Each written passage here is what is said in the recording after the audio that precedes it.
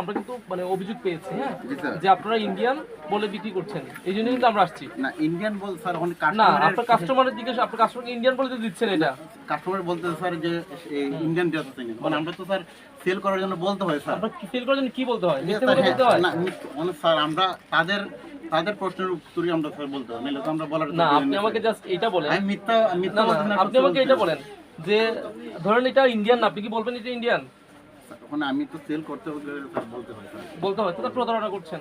প্রতারণা মুক্ত অধিকারে আপনি 50 জন হতে পারেন স্যার। কাস্টমার যদি আমাদের উপরে ফেক থাকে স্যার, আমরা তো কাস্টমারের চাহিদা মেনে এইগুলা মানে মানে আপনি বাস্তবিক কথা বলেন, প্র্যাকটিক্যাল কথা বলেন, এগুলো না। আপনার আমার কথা হচ্ছে এটা আপনার ইন্ডিয়ান কিনা, প্রথম প্রশ্ন ইন্ডিয়ান কিনা। যদি ইন্ডিয়ান হয়ে থাকে আপনার এই ডকুমেন্টসগুলো দেখাতে হবে। ইন্ডিয়ান বলতে স্যার আমরা তারা আমরা বলছে ইন্ডিয়ান, আমরা ইন্ডিয়ান বলে বিক্রি করছেন, সেল করছেন, তাহলে আপনার ডকুমেন্টস লাগবে। তো প্রশাসনিক প্রতিকার হিসেবে আপনাকে 50,000 টাকা জরিমানা আসে। আজকে আমি আপনাকে একটা সুযোগ দিতে চাই, ঠিক আছে? আমি 50,000 টাকা জরিমানা করবো না আজকে, মানে জাস্ট একটা সংশোধনের জন্য একটা জাস্ট নামমাত্র জরিমানা 15,000 টাকা জরিমানা করলাম। আর এটা হচ্ছে আপনারা কারেকশন করে ফেলবেন। আপনাকে জরিমানা করে আমার কোনো লাভ নাই। আমরা একটা সংশোধন, আপনাকে সংশোধনের সুযোগ